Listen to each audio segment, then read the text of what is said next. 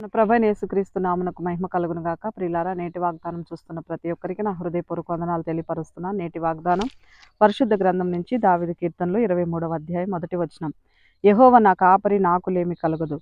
ప్రియులారా, దేవుని యొక్క నామములో ఈ ఉదయకాలమందు వాగ్దానం చూస్తున్న ప్రతి ఒక్కరికి ప్రత్యేకముగా ఈ యొక్క ఉదయకాలమందు ప్రతి కుటుంబానికి, ప్రతి బిడ్డకు కూడా మరి ప్రత్యేకంగా వందనాలు తెలియపరుస్తున్నాను. దేవుడు ఈ యొక్క ఉదయకాలమందు మాట్లాడుతున్నాడు. యెహోవా నా కాపరి, నాకు లేమి కలగదు. ప్రియులారా, మరి దేవుడు నీ కుటుంబానికి కాపరై ఉన్నాడు, నీకు కాపరై ఉన్నాడు. కాబట్టి కాపరి అయినటువంటి దేవుడు నీకు తోడై ఉన్నప్పుడు ఏది కూడా నీకు కొదువై ఉండదు. కాబట్టి ఈ ఉదయకాలమందు మరి దేవుడు కాపరై ఉన్నప్పుడు మనకేది కూడా లోటు ఉండదు. ఒకవేళ నువ్వు అనుకోవచ్చు, నేనెంతో ఇబ్బందుల్లో ఉన్నాను, ఇబ్బందికరమైన జీవితాన్ని నేను జీవిస్తున్నాను, ఇరుకుల్లో ఉన్నాను, సమస్యలో ఉన్నాను, నాకెవరో లేరే, నన్ను ఆదరించేవారు ఎవరు లేరని నువ్వు అనుకోవచ్చు. ప్రియులారా, పరిశుద్ధాత్మ దేవుడు ఈరోజు నీతో ఉన్నాడు. కాబట్టి ఈ వాగ్దానం ఎత్తిపట్టి ప్రార్థిద్దాం, ముందుకు వెళదాం. మహాపరిశుద్ధుడ వందనాలు.